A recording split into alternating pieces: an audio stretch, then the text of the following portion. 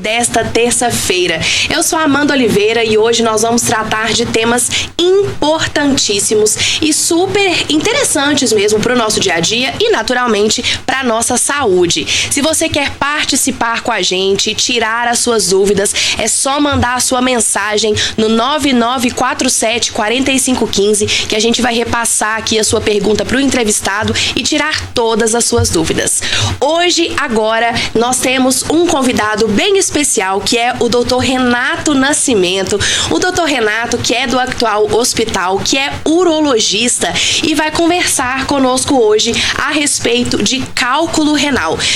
Antes da gente começar o assunto propriamente dito, doutor, seja muito bem-vindo mais uma vez ao nosso programa. Obrigado. É uma honra poder entrevistá-lo. Seja muito bem-vindo e a casa é sua, né? Vamos conversar um pouquinho. Obrigado. É uma honra estar aqui de novo com vocês. Vamos bater um papo desse assunto legal hoje aí. Muito bem. E doutor, a gente conversava um pouquinho, né, antes do programa começar, e o senhor mencionava então que o senhor já tem aí uma longa carreira, estudou muito tempo, é mineiro, mas veio a Patos de Minas, voltou recentemente. Conta um pouquinho da sua história pra gente e pro pessoal que tá assistindo de casa. Eu sou realmente de fora, né, Patureba, né, que o pessoal gosta de falar. Isso. Realmente, assim, eu sou de Patinga, do outro lado de Minas, fiz minha formação majoritariamente em Belo Horizonte e ali próximo, mas tive um contato há alguns anos aqui com Patos, né, por conta até da minha irmã, que por acaso também é médica aqui da cidade. Então, trabalhei aqui no regional, né, já trabalhei em vários locais aqui da cidade, gostei muito, sempre do contato aqui, do acolhimento do pessoal, as oportunidades de emprego, né, que também são boas, então a cidade é muito boa, tá em crescimento, então surgiu a oportunidade de voltar, eu optei por voltar. E estou satisfeito aqui, que é um lugar muito bom de trabalhar. Isso é verdade. Patos de Minas chama a gente de volta, né? Não tem muito jeito não, aqui é uma cidade boa realmente e a saúde realmente precisa de bons profissionais, então vamos começar a conversar um pouquinho, né? Mais especificamente sobre o tema de hoje, que é o cálculo renal, que a gente também conhece popularmente por pedra nos rins. Esse termo é adequado também, doutor? Na verdade é um termo leigo, né? Um termo comum, mas descreve muito bem o que é doença, não deixa de ser uma pedra, né? Uma formação de sais que se agrupam e formam realmente uma pedrinha, semelhante a pedras que a gente encontra no meio ambiente mesmo. Então não está errado não, pedras nos rins, né? Ou cálculos renais, cálculos urinários, nefrolitíase, são vários termos que a gente pode usar para essa doença. Perfeito. Doutor, e vamos entender então, né? Acabou que o senhor já descreveu para nós o que é realmente, mas o que pode causar essas pedras nos rins, esses cálculos renais? As pedras nos rins, os cálculos renais, estão dentro de um grupo de doenças metabólicas. Então, essa doença é causada, tem até uma das imagens, depois se puder colocar a gente descreve, é uma doença causada por, na verdade, um desbalanço, um desequilíbrio nos sais que são excretados na urina. A nossa urina é responsável por metabolizar e excretar diversas substâncias que correm no nosso sangue no dia a dia. E ela é uma solução perfeita, a gente chama ela de solução perfeita, né? Uma solução, como por exemplo, quando você vai misturar um copo de água com sal ou açúcar ou qualquer outra coisa, tem que ser uma solução perfeita, tem que misturar a quantidade ideal daquele soluto dentro da água, que é um solvente, para poder a gente não ver nada, nenhum grãozinho ali sobrando, né? Uhum. A urina, ela deveria ser assim o tempo inteiro. E tem certas pessoas que, por questões genéticas, hereditárias ou alimentares, doenças, a urina deixa de ser uma solução perfeita. Ela vira uma solução onde está supersaturada, onde tem alguns sais supersaturados ali. Tem um excesso de sódio, de magnésio, de oxalato, de cálcio, algumas coisas que não vão se dissolver muito bem ali naquela urina e vão acabar depositando no fundo ali, igual num copo com sal e açúcar, que se deposita aquele excesso de sal ali, entendeu? Que não dissolve. Entendi. Bom, então o senhor já mencionou alguns fatores, né, que podem ser causadores. Tem aí fatores genéticos, fatores relacionados a estilo de vida, alimentação, né? Então, o que realmente, por exemplo, quando a gente fala fatores genéticos, né, realmente vem da nossa família e coisas do tipo. Mas quais fatores relacionados, por exemplo, à alimentação que podem contribuir para a formação desses cálculos? Tem alguns fatores nutricionais que são bem reconhecidos, geralmente são os exageros. Uma alimentação balanceada, em geral, não vai aumentar o risco disso, mas tem pessoas que exageram em certas coisas. Então, por exemplo, um exagero, que é muito difícil, né? Mas de frutas verdes escuras, tem muito oxalato. quase ninguém exagera nisso, né? Mas é só para descrever que existem certas substâncias que estão escondidas em alimentos que a gente nem conhece. É um dos principais alimentos com muito sal. Então, alimentos embutidos, ultraprocessados, esses alimentos que a gente brinca que não existem, né, na natureza, são alimentos completamente produzidos do zero. Geralmente o pessoal acrescenta muito sódio, entre outras substâncias. Então, sódio em excesso, né, que é o do nosso sal de cozinha, em excesso é um fator dietético de risco. Proteína em excesso, então pacientes que comem muita carne, proteína animal principalmente, mas proteína em excesso, então aquela pessoa que come muita carne ou faz um uso excessivo de um whey protein, ou um suplemento alimentar proteico, também está sob risco. Refrigerantes, principalmente de cola, tá? Eles têm estudos mais robustos falando dos refrigerantes de cola, não dos claros, que também aumenta o risco. Entre outros excessos. O pessoal pensa muito em laticínio, que são, né, os leites derivados, mas porque eles têm cálcio, né, que é um componente da pedra mais comum, mas se tomados dentro de quantidades moderadas, não aumenta o risco. Então, o que a gente sempre frisa é o seguinte: evitar excessos, tá? Então, comer frutas em quantidades moderadas não tem problema, leite, laticínios em quantidade moderada não tem problema, comer carne um pouquinho não tem problema, o problema são os excessos. Uhum. Doutor, eu tô com um ponto até engraçado, digamos assim, porque na internet existe até uma brincadeira de muitas pessoas que falam: ah, não, a minha coquinha zero eu não largo, né? E aí o senhor tá realmente reafirmando que, apesar de ser zero, a quantidade de sal, né, de sódio nessa coca é alta. O sódio e outras coisas, né, na verdade. Não é só o sódio, tem certas substâncias que estão lá dentro que a gente nem sabe, nem conhece às vezes, mas que já foi provado que aumenta o risco disso, né? Perfeito. Doutor, eu acredito que a maioria das pessoas acredite, né, que uma forma de prevenir o cálculo renal seria por meio da ingestão adequada de água. Isso procede? Demais. Como eu expliquei no início, então, a urina ela é uma solução, que deveria ser uma solução perfeita, né, entre o solvente, que é a água, e os solutos, que são os sais, os diversos sais dissolvidos ali.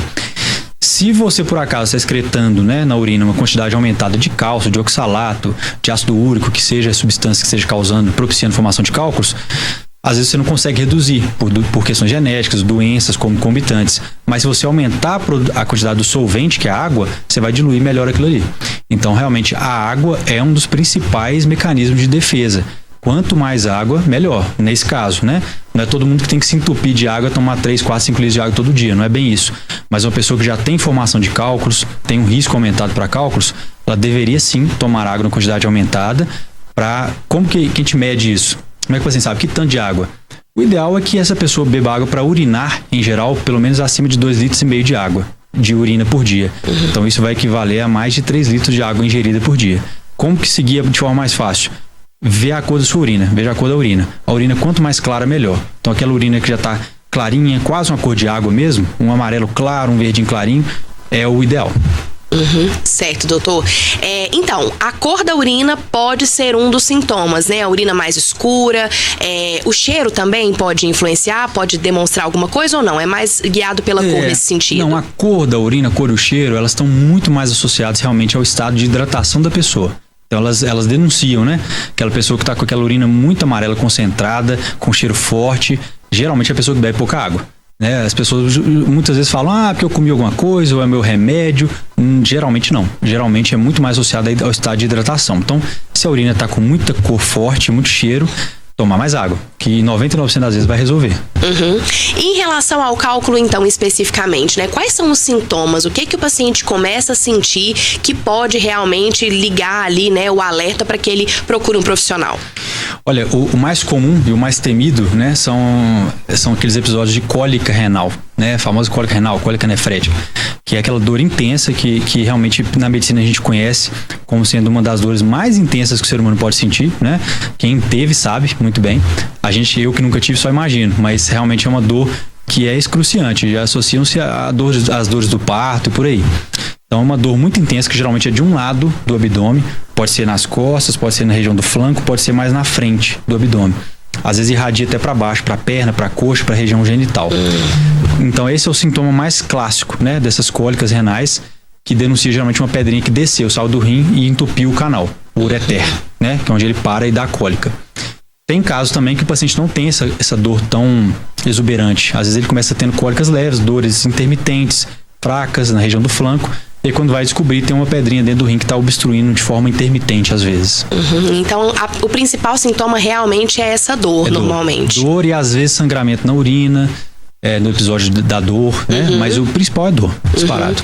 Então, começou a sentir essa dor mais forte nas regiões que o senhor mencionou, corre pro hospital. A chance de ser é alta. Eu me lembro quando meu pai teve, foi um episódio recente, e ele sentiu tanta dor que ao final ele precisou passar pela cirurgia, né? Ao final ele ficou assim com lágrimas nos olhos, aquela sensação de, meu Deus, que situação complicada que eu passei. Então dizem que realmente a dor é como o senhor explicou mesmo, né? Bem intensa. A dor. Eu percebi lá nesse episódio com o meu pai. É isso mesmo. É verdade. Belezinha. Bom, e aí, o que é possível? Além da ingestão da água, né, em abundância, a prevenção. Como que pode ser feita a prevenção da doença? Olha, então, como eu disse que ela é uma doença metabólica, né, associada a fatores de risco, alguns desses são modificáveis. Então, o que a gente não consegue modificar? A história genética, basicamente. Aqueles pacientes que se perguntam na história clínica e o pai teve várias crises, a mãe já teve, o irmão já teve, tio teve. Esse paciente provavelmente ele tem um fator de risco genético, tem uma alteração genética que faça ele produzir substâncias anormais, né? Quantidades anormais de certas substâncias. Isso é difícil de mexer, mas a gente consegue corrigir todo o resto. Então, corrigir fatores de risco das doenças metabólicas. Controlar bem diabetes, controlar bem questão de colesterol, triglicérides, controlar o peso, né? Sobrepeso, obesidade são fatores de risco isolados também para a doença. Beber bastante água. Evitar excessos alimentares, evitar excesso de carne, né? Evitar excesso de proteínas animais, evitar excesso de refrigerante, evitar excesso de sal, comer de forma aumentada substâncias cítricas, frutas cítricas, isso é protetor. Então, o paciente ingerir bastante sucos, né, ou frutas mesmo. Limão, laranja, abacaxi, maracujá, isso tudo ajuda. Então, esses são alguns dos fatores que a gente pode modificar, né, na dieta do paciente. Então, controlar doenças de base, basicamente, né, evitar sedentarismo, é outro fator de risco. Corrigir o peso, evitar excessos alimentares e beber bastante água. Então, esses são os principais. Em alguns casos específicos, a gente precisa fazer estudo de urina 24 horas do paciente para ver quais são as substâncias exatas que estão sendo mal produzidas, em excesso ou em falta. E a gente vai corrigir diretamente aquilo com alguns remédios. Beleza. A gente vai entrar um pouco mais nessa questão do diagnóstico, né? De como ele pode ser feito, do tratamento, daqui a pouquinho, doutor. Então, continue acompanhando aqui com a gente o programa Mais Saúde. A gente vai para os comerciais. Quem quiser participar conosco, 9947-4515. Já a gente está de volta. Não sai daí, não.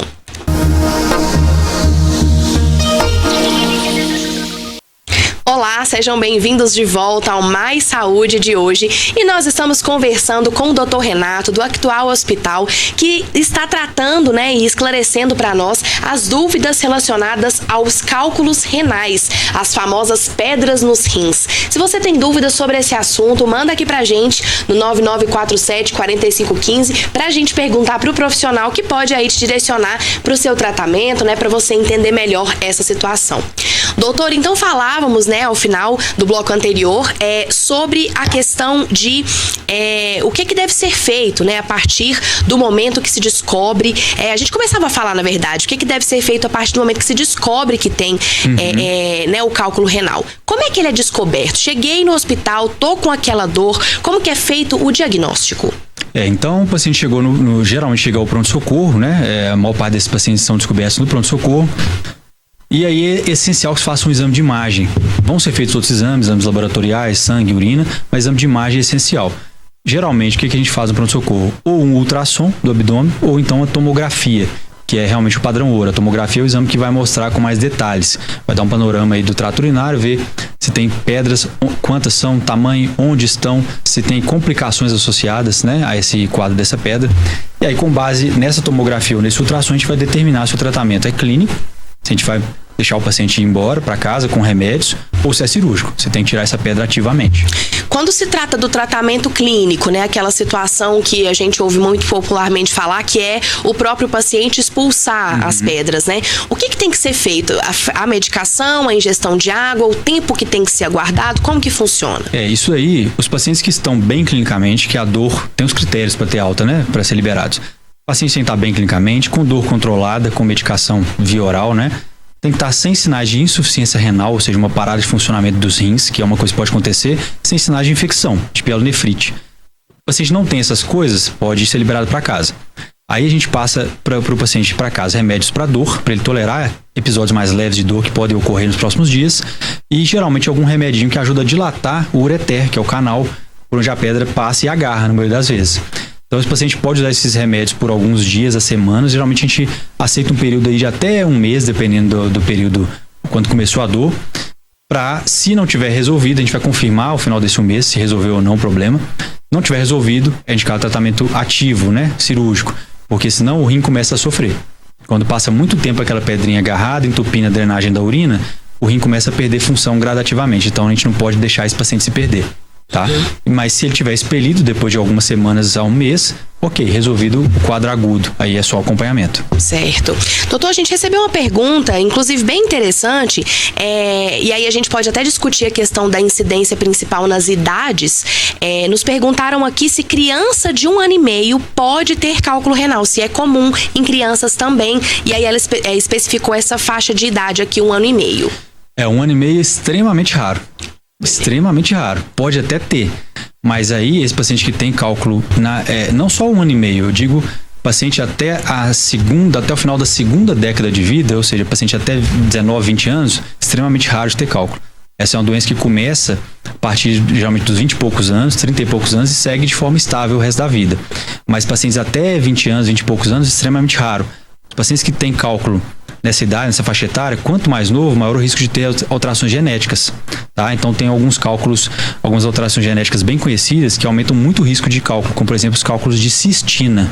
São cálculos bem raros, mas toda criança que tem cálculo urinário deve ser pesquisada essa alteração genética.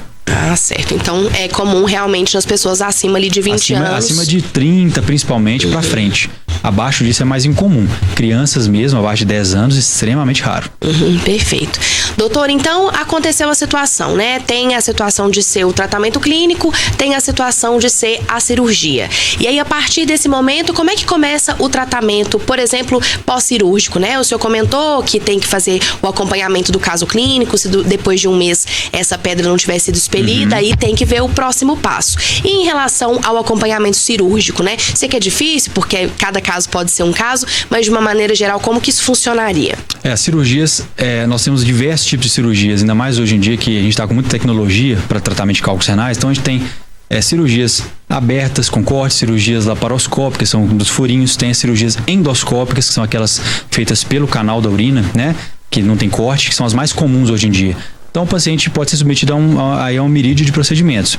Então o pós vai depender de qual cirurgia que foi feita.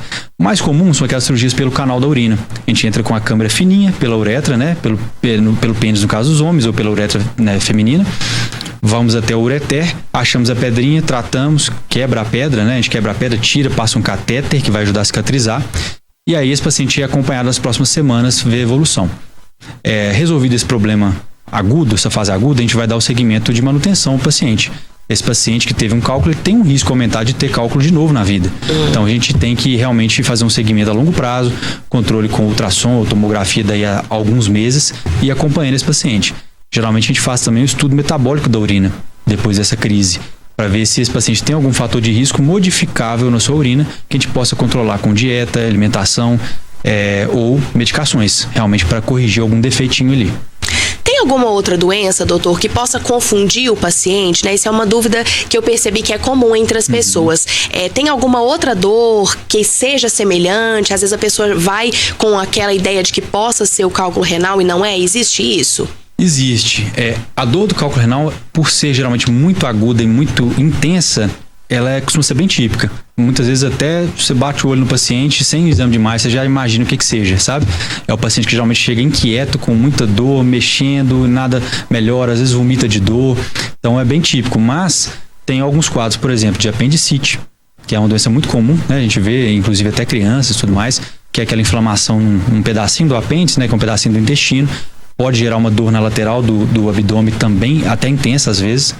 E tem alguns quadros, às vezes, de dores osteomusculares, problemas de coluna, que muitas vezes o paciente pode ter um pinçamento nervoso, uma hérnia de disco, não é tão comum assim, essa manifestação, mas pode cursar com, às vezes, uma dor aguda, intensa na região lombar, do flanco, que irradia até para baixo também. Então, às vezes, confunde. Sabe, o paciente, a gente vai, faz o exame, ultrassom, tomografia e não acha nada. Então, são fatores de confusão, sim. Perfeito, comum. Doutor, a gente também mencionou, né, um pouquinho antes, que existem tipos diferentes de cálculo renal. Conta pra gente um pouquinho, né, sobre essas diferenças que existem pra gente poder entender melhor. Então, os cálculos renais, eles dependem muito de quais são as substâncias que estão formando essa pedra, né? Esse aglomerado de sais ali. As mais comuns disparadas são os cálculos de oxalato de cálcio. Então, a mistura de oxalato e cálcio, duas substâncias que são excretadas na urina normalmente. Então, são aquelas pedrinhas pequenininhas, às vezes espiculadas, cheias de pontinhas, ou às vezes até lisinhas também. Tem uma pequenininha que a gente mostrou a foto agora há pouco. Então, essas são as mais comuns, oxalato e cálcio. 80% mais ou menos. A minoria, os outros 20%, a gente tem vários tipos de pedra. Tem as pedras de ácido úrico, que são cálculos formados, como o nome fala, né, por excesso de ácido úrico, que vem da alimentação rica em proteínas, animais especialmente, né? Temos as pedras infecciosas, os cálculos de estruvita, que a gente fala que são cálculos bem raros, que geralmente formam aqueles cálculos grandes, que a gente mostrou também, que a gente chama de cálculo coraliforme, né, porque ele realmente parece um coral. É um cálculo que ele vai sendo formado por dentro do rim, esse aí que a gente está mostrando agora. É um cálculo que ele vai sendo formado dentro do rim, vai moldando o rim, vai moldando os cálices renais por dentro dele, vira essa pedra grande e até bonita. E aí já é um caso mais complexo, tem que ser operado por cirurgias, às vezes múltiplas, abordagem combinada por cima, por baixo, às vezes cirurgia aberta. Então, os principais tipos são esses, né? Os cálculos de oxalato de cálcio, os cálculos de ácido úrico, os cálculos de estruvita, que são os cálculos infecciosos, né? Ou cálculos coraliformes, esses grandões aí. São os tipos mais conhecidos. Entendi. Doutor, e há pouco também o senhor mencionou como que funciona, né? Por onde faz a cirurgia pelo homem, por onde faz a cirurgia pela mulher. Em relação a sexos, qual seria a maior incidência? É maior em homem, maior em mulheres? A incidência classicamente é maior em homens de raça branca, etnia branca, tá? Isso é uma questão genéticas mesmo. Homens brancos são realmente os mais acometidos pela doença.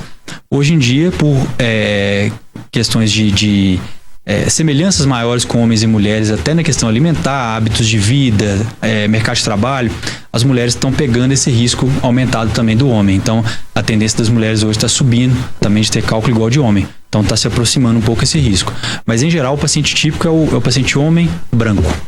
Doutor, eu acho que a gente consegue concluir, né, de uma maneira bem forte, que realmente, eu acho que isso se aplica para muitas doenças, né, para muitas enfermidades, que os cálculos renais também podem ser evitados, como o senhor bem mencionou, se não houverem os excessos. Então, realmente, é toda uma questão de excesso. Olha para o senhor ver, o senhor mencionou a questão de frutas verdes, né? De alimentação verde, sim. De proteínas, que são coisas consideradas saudáveis, mas que realmente o excesso podem levar a um problema. Exato, Então, eu acho que a chave é isso. Da outra vez que eu vim aqui também, comentei sobre questão de mudança de estilo de vida, né? Isso está cada vez mais em alta. A gente sempre fala isso desde o início da medicina, mas a gente tem percebido que nenhum remédio é melhor que isso. Então, para essas doenças metabólicas, né, nas quais se enquadram cálculos renais, pedras nas vesículas, pedras na vesícula, obesidade, diabetes, hipertensão, colesterol elevado, uma série de doenças que são associadas ao estilo de vida, nada melhor do que realmente mudar o estilo de vida, corrigir a alimentação, praticar atividade física, corrigir todos os excessos alimentares que a gente tem, né, os maus hábitos, os vícios. Isso aí tende a recuperar a grande maioria dos pacientes, grande maioria mesmo. Mas é difícil, a gente sabe, não é uma coisa de um dia para o outro, né? Tem que ser mudada a mentalidade e ser trabalhado diariamente isso daí. Sem dúvidas, é sempre importante reforçar, né, doutor, essa situação realmente de evitar os excessos, de viver de uma maneira mais saudável para poder viver mais. Porque é uma coisa que a gente tem percebido também, né? A qualidade de vida tem feito com que os seres humanos possam viver mais. Mas isso só pode acontecer realmente, como o senhor mencionou, com a mudança de hábitos. Qualidade de vida, viver mais e com mais qualidade, né? Exatamente. Não adianta também viver muito e não viver, né? Não estar, sobreviver. Isso, apenas sobreviver. Nossa, aí já é pauta também pra gente conversar por muito tempo, né? Porque como a gente tem sobrevivido, né? Sim. De uma maneira geral. É isso mesmo. Exatamente. Doutora, a gente te agradece muito pela presença, agradece mais uma vez a parceria do Actual Hospital. As portas continuam abertas, fique à vontade para retornar, para trazer mais assuntos, porque são assuntos muito interessantes e que fazem toda a diferença, né? Como que é a vida sem saúde. Então, muitíssimo obrigada por todas as dúvidas que o senhor tirou de nós hoje. Obrigado a vocês, obrigado Amanda, obrigado à NTV. E estamos à disposição, né? Os pacientes que queiram consultar, tirar dúvidas, né? Qualquer coisa, estamos disponíveis lá no Hospital Actual, tá? Toda semana estamos lá, é fácil de marcar, é só procurar nosso serviço de agendamento e vai ser um prazer atendê-los. É isso mesmo. E aí você permaneça aí também do outro lado da telinha junto comigo, que já já a gente tem mais convidados, vamos falar de mais temas importantes relacionados à saúde. Mande as suas perguntas no 9947-4515. Continua aí que já tem mais.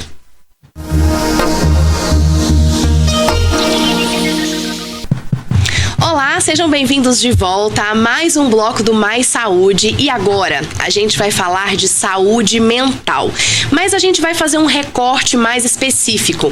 Estamos no mês de dezembro, 2024 está quase acabando, faltam aí 21 dias para o fim do ano. E hoje a gente vai conversar sobre a saúde mental no fim do ano.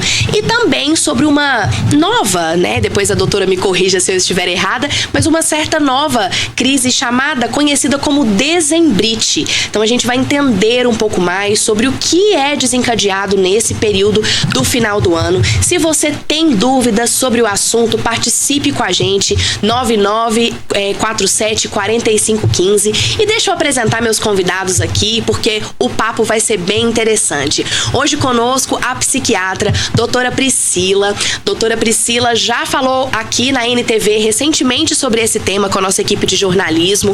E a gente tem o Márcio Greco, que é psicólogo, que também falou sobre essa questão da saúde mental, né, relacionada ao final do ano. Então, a gente trouxe eles aqui juntos pra gente poder discutir da melhor maneira possível esse tema. E repito, se você tem dúvidas sobre isso, mande as suas perguntas aqui pra gente poder discutir e conversar da melhor forma.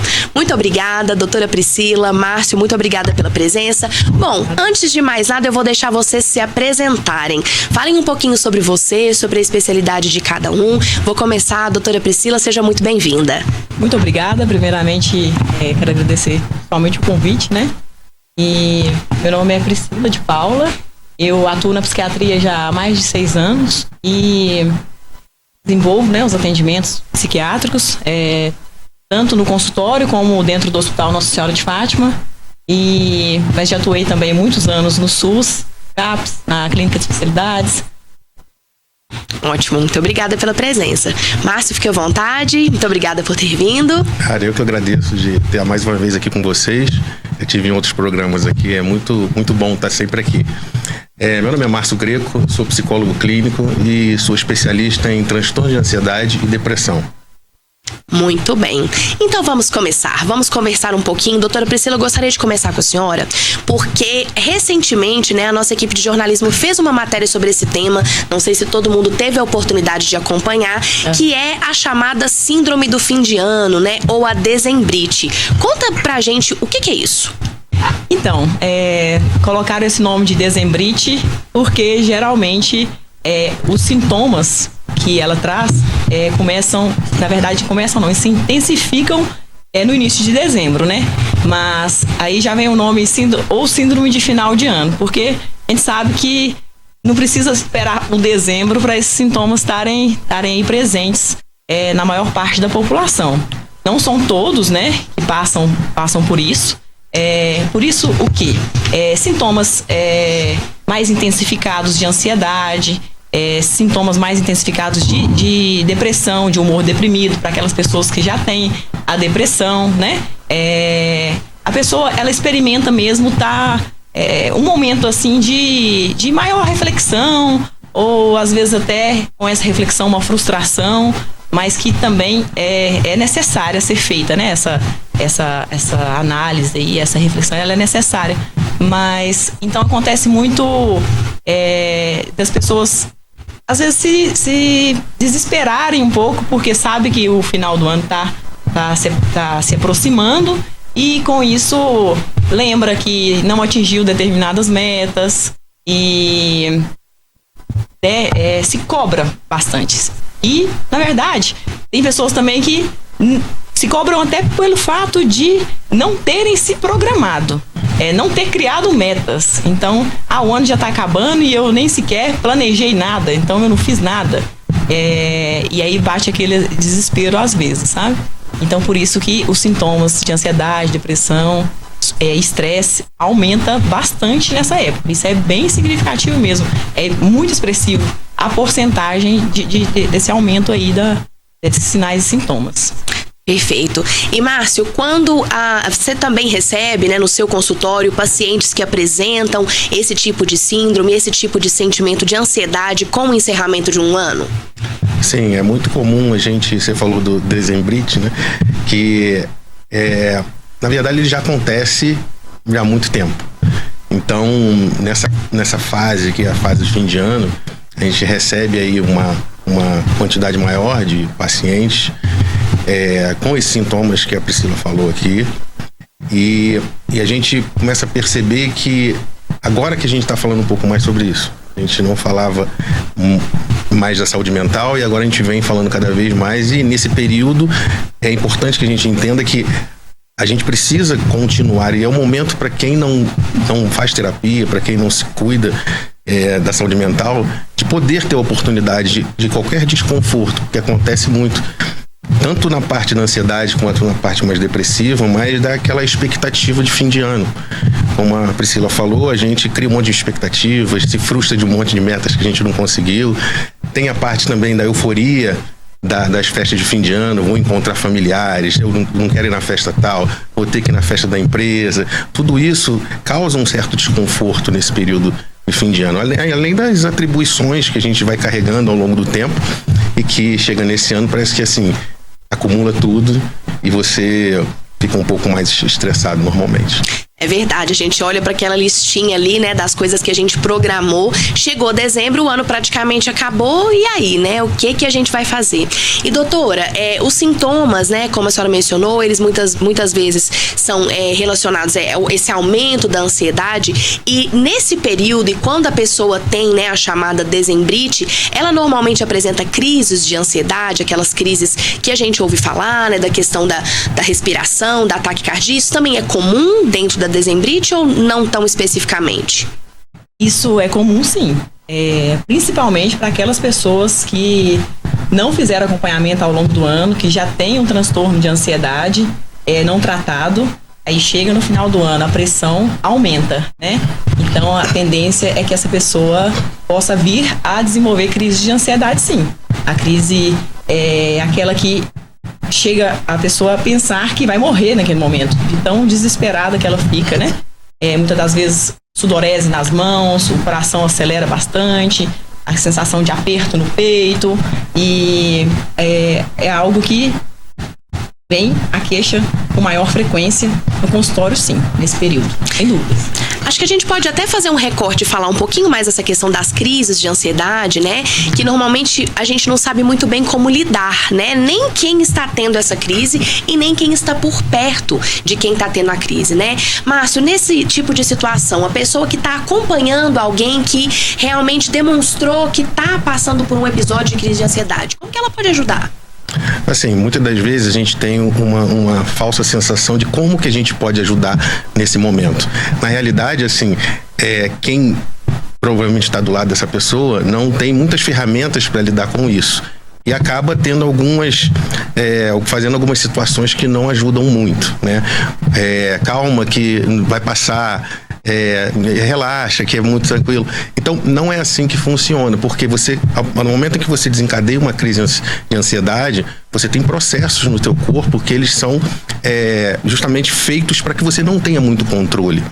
Então, porque você está diante de uma grave ameaça, pode ser qualquer uma, pode não estar ligada a algum fato, mas na verdade é um processo natural do seu corpo. Então, Uma das coisas que a gente pode tentar fazer nesse momento, quem esteja do lado dessa pessoa, é tentar respirar, fazer uma respiração mais profunda. Isso vai ajudar bastante. Por quê? Porque quando você faz essa respiração mais profunda, você acalma todos os processos que estão desencadeando. Claro que é muito complexo, eu não vou entrar aqui como isso vai acontecer, mas a respiração é o único processo dentre essa crise de ansiedade que você tem um certo controle. Então é como se você enganasse o teu cérebro. O teu cérebro vai pensar assim, ele deveria estar respirando mais rápido, mas por que está acontecendo que ele não está respirando? Então é como se bugasse teu cérebro e falasse assim, peraí, deixa eu rever o que está acontecendo, se é realmente uma ameaça, se não é. E aí a respiração é um processo muito interessante. Há técnicas para isso, mas grosso modo a gente podia pensar na respiração, sentar, respirar profundamente. Isso é uma técnica muito interessante. Doutora Priscila, em relação ao paciente que chega no seu consultório apresentando esses sintomas, né? O que normalmente é o pontapé inicial para começar a pensar em um tratamento? Então, quando a pessoa chega nesse ponto de crise de ansiedade e elas são recorrentes, mais ainda, deve ser iniciado um tratamento. É colhida a história clínica do paciente, né? A gente faz a anamnese de todas ao longo da vida toda do paciente.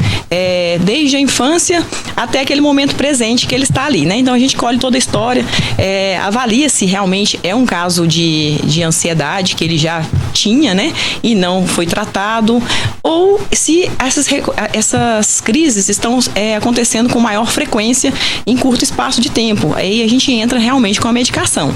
Tem uma medicação que a gente já prescreve para o paciente naquele momento, que não vai tratar isso, mas vai ser um SOS que a gente fala.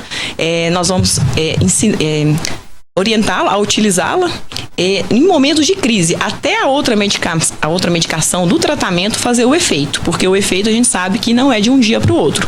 O efeito bom da medicação, o mais eficaz, vai aí em torno entre 2 a 6 semanas, né? Então, a pessoa, ela leva para casa essa receita também para usar a medicação nesses momentos de crise mesmo, de ansiedade. Então, assim, o pontapé é o tratamento mesmo. Tem que avaliar direitinho, saber realmente a história toda para prescrever a medicação adequada. Doutora, esse é um ponto importante, né? As pessoas entenderem que a saúde mental, ela também requer, como o Márcio mencionou, isso tem sido difundido, né? Ainda bem que a saúde mental, ela tem sido mais pauta ultimamente, cada vez mais, mas ainda existe o danado do tabu, né? Eu não vou tomar medicação para minha saúde mental, eu tomei o remédio e não adiantou. Então as pessoas precisam relembrar que é todo um processo. E acho que a gente pode destacar também a importância dos tratamentos em conjunto, né? A psiquiatria, a psicologia, foi o psiquiatra, tem a medicação e faz o acompanhamento na parte psicológica para o desenvolvimento ser contínuo, né, Márcio? Existe uma desinformação entre a psiquiatria e a psicologia, né? Eu percebo que a maioria das pessoas, dos pacientes, eles não sabem para onde ir. Então, o interessante é que a gente pudesse explicar o que cada um faz, né? Primeiro que é um tratamento em conjunto, né? Só a psiquiatria muitas das vezes não vai ajudar o paciente, só a psicologia também não vai ter um êxito melhor no tratamento do paciente. Então é importante que, independente de qual profissional que a pessoa vá, que o paciente vá, ela entenda que existe outro profissional que vai auxiliar. Porque eu percebo às vezes muita gente que vai ao psicólogo e tem uma resistência aí no psiquiatra. Porque eu vou tomar remédio e aí vou ficar viciado pro resto da vida nisso e eu não quero tomar medicação. E vejo o contrário também, que às vezes o paciente vai no psiquiatra e fala, não, só a medicação é tranquila e aí não precisa muito no psicólogo. Então é importante que a gente entenda que a junção dos dois vai te trazer um alívio muito mais eficaz. Então, óbvio, a gente não vai entrar aqui em detalhes de cada um dos profissionais, mas só é para entender que se você está tendo um acompanhamento psiquiátrico, é importante você ter um acompanhamento psicológico e vice-versa. Perfeito. Bom, gente, o tema tá muito interessante, tem muita coisa pra gente falar a respeito ainda. A gente vai para um breve comercial e já a gente volta e a gente vai continuar falando sobre o assunto. Se você ainda não mandou a sua pergunta, manda pra gente, 9947-4515. Doutora Priscila e Márcio vão responder as perguntas. Daqui a pouco a gente tá de volta.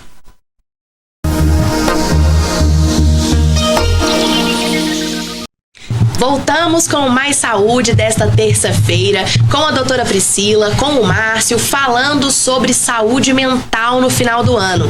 E aí, continuando o nosso papo, a gente recebeu aqui uma pergunta de uma telespectadora, que ela pergunta o seguinte, aí vocês fiquem à vontade para decidir quem gostaria de responder, se a depressão ou a ansiedade, na verdade, se a ansiedade sempre vem acompanhada da depressão ou vice-versa, como que funciona nesse sentido?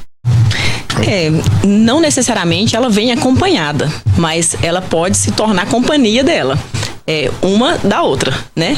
E por isso que é importante o acompanhamento psiquiátrico e psicológico.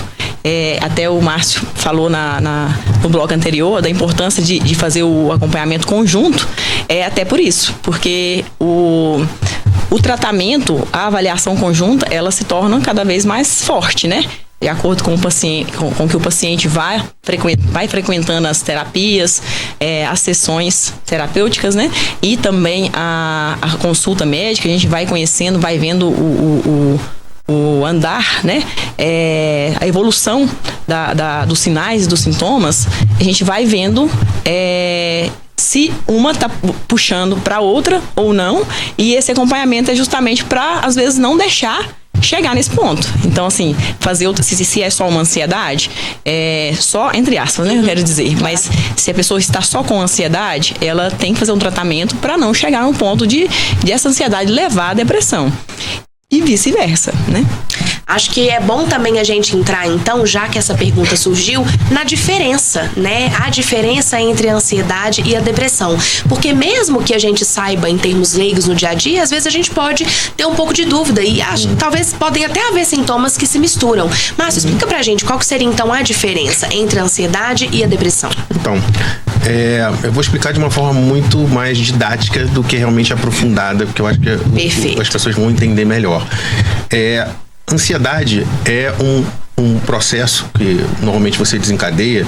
Obviamente a gente tem que entender que nem a depressão, nem a ansiedade, elas acontecem de uma hora para outra, né? Elas são um processo que já vem de bastante tempo e aí você só consegue sentir os sintomas e aí aquilo te desconforta, tanto da ansiedade quanto da depressão. Então, didaticamente, assim, para falar, para entender melhor, é como se a ansiedade é você tá sempre com medo de alguma coisa, né? De você ter uma vontade primeiro de você ver essa ameaça, e ela é importante, que você entenda que muitas vezes não é essa ameaça, e na depressão a gente vê que a pessoa está um pouco voltada para o passado. Uma pessoa mais melancólica, uma pessoa mais lamentadora, a minha vida não deu certo, o que está acontecendo, eu não dou certo no relacionamento, eu não dou certo em nada. Então há uma lamentação maior na pessoa depressiva e há uma projeção futura de alguma coisa que a pessoa acha que está ameaçando ela. Será que eu vou dar certo na vida? Meu emprego não está dando certo? O que vai acontecer amanhã? Então, basicamente é isso. A pessoa mais ansiosa, ela vive mais no futuro, a pessoa mais depressiva, ela é mais melancólica. Perfeito. Márcio, vamos voltar um pouquinho, né? Falando novamente da questão do final do ano, desse sentimento. Esse sentimento, ele acaba sendo recorrente não só no final do ano, até porque o final do ano tem uma data comemorativa importante, né? Datas comemorativas, na verdade, a questão do Natal, a comemoração do Ano Novo. Mas é comum também que as pessoas se sintam, assim, um pouco melancólicas perto de datas comemorativas, né? Isso acontece mesmo? Por que isso acontece? As datas comemorativas, elas têm a parte da festividade, mas tem uma parte que é um pouco melancólica, como você falou, vou usar essa palavra aqui.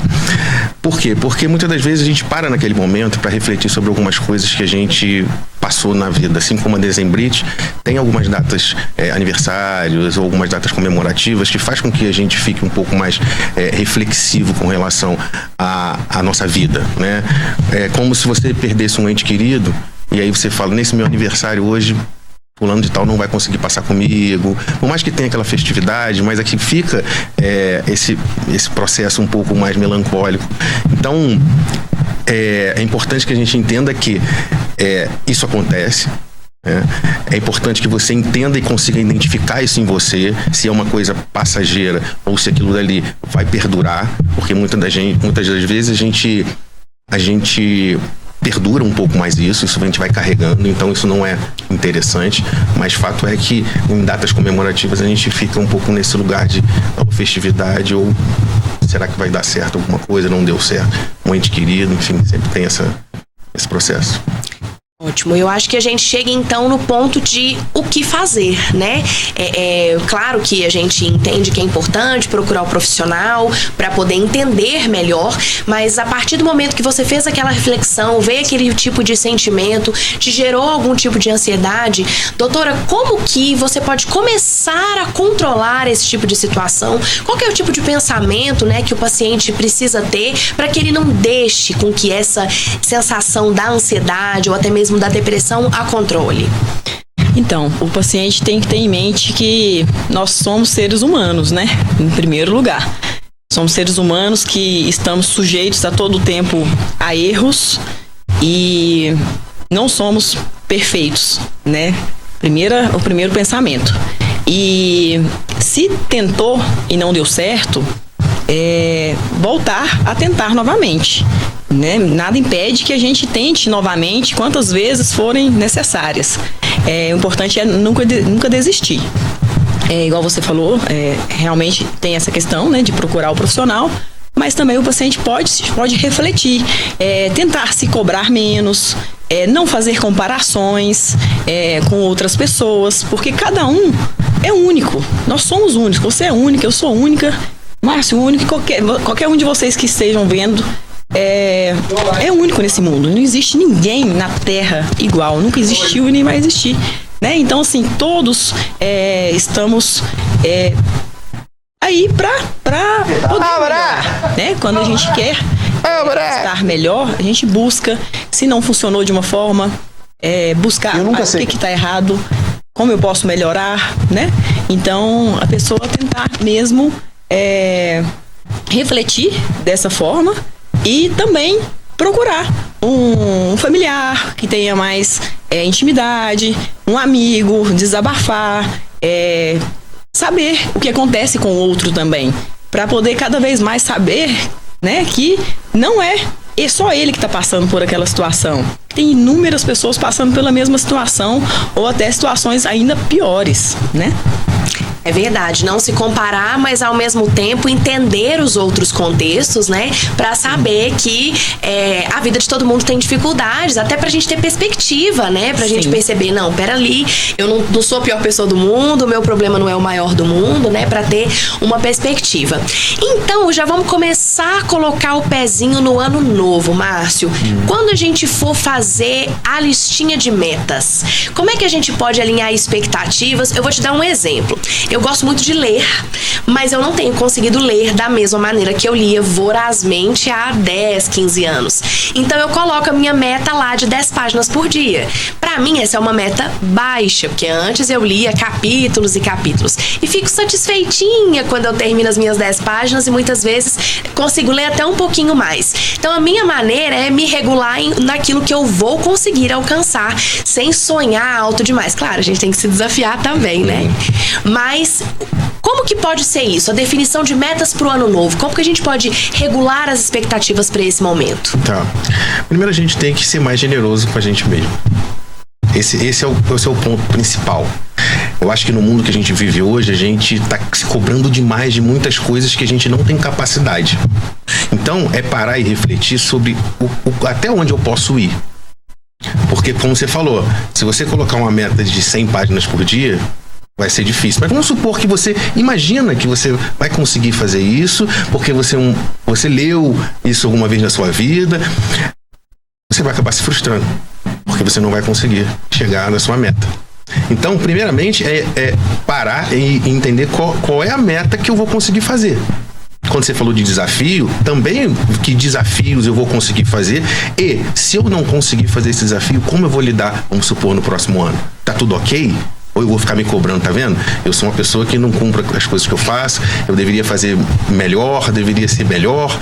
Então, há um erro nessa listinha que é muito clássico, que é justamente colocar metas que você não vai conseguir fazer. Desafios são interessantes, entendendo que os desafios, eles têm lá o seu grau de comprometimento, caso você não consiga. Mas então é fazer uma listinha que seja razoável e generosa com você.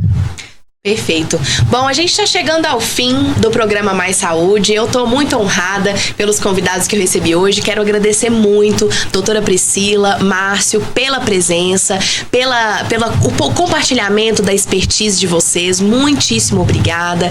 Muito sucesso, né? Já sei que já são pessoas de sucesso, mas desejo mais sucesso ainda. Um 2025 maravilhoso. Muito obrigada pelas dicas e muito obrigada pela presença de vocês.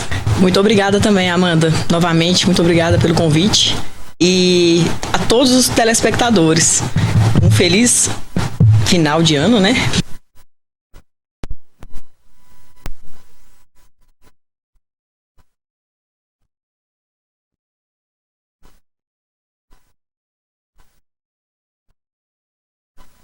Queria agradecer também o convite e queria deixar uma palavra aqui que eu acho interessante para esse final de ano, nessas festas e, enfim, na passagem de ano. É assim, pratiquem mais a gratidão. Eu acho que a gente, no que eu falei aqui de se cobrar, a gente não pratica gratidão. Por que não pensar o que foi de bom no ano e parar de pensar o que deu errado? Porque o que deu errado, ok, deu. Que sirva de lição para que eu aperfeiçoe mais para frente. Mas não deixe de agradecer aquilo que aconteceu no ano todo. Isso é a palavra que eu deixei para vocês. Agradeço.